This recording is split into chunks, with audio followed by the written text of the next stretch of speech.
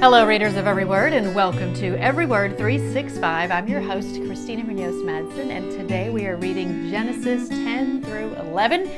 Welcome to day number 4.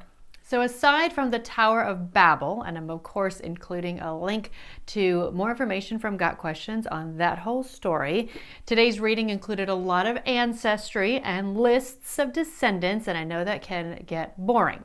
But I try to remember that every word in the Bible is there for a reason, and I do my best not to glaze over it. I'm not saying it's easy. I'm saying that's my goal.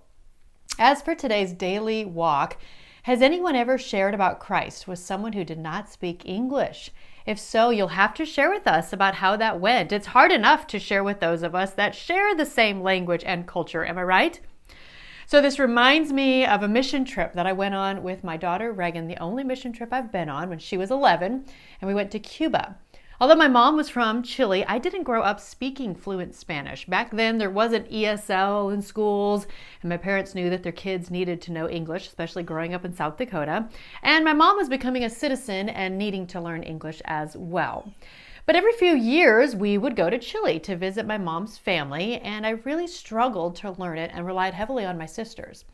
My Spanish got better in college when I got a minor in it, but the saying is very true. If you don't use it, you lose it. And we haven't been back to Chile since 2010. Well, our first night in Cuba, we go to a church home and I get asked to translate. Yikes, I was incredibly freaked out.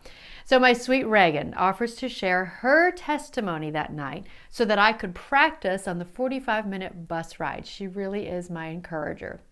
With her kind encouragement, I actually did it. I no doubt spoke some words incorrectly and maybe sounded like broken Spanish, but they could understand and they responded. And it had a huge impact on my confidence in speaking more Spanish. So yes, language barriers can be a huge hurdle to overcome when it comes to sharing Christ with others. So I'd love to know your experiences with that. I also wanted to share a couple of thoughts that were pointed out by others that have done this study. So one was about the creation of other planets. Great question. And Got Questions, of course, has a wonderful link on explaining some of that. And the other was the use of us while God is creating humans and talking about the tree of life, using the plural for himself there, which I think is so cool. And there's more on that and explaining that in the link that I'm including as well. And that is why I love doing this again and again. This is my 10th time through, my 9th time taking others through, and new and different things jump out to every reader and me every time. And it gives us all an opportunity to ask questions and or share thoughts that you may not be comfortable saying in front of a group, but you're safe in this group. Be sure to add yourself to that Facebook group. That is where we can comment and share our thoughts. You can also comment on these podcasts, of course, as well. And that way you can participate in the discussions that come up. And if you don't want to discuss it, that's fine as well. This is a very personal experience and personal journey. So on that note, I believe I have added everyone that has requested to be added into the emails and the Facebook group.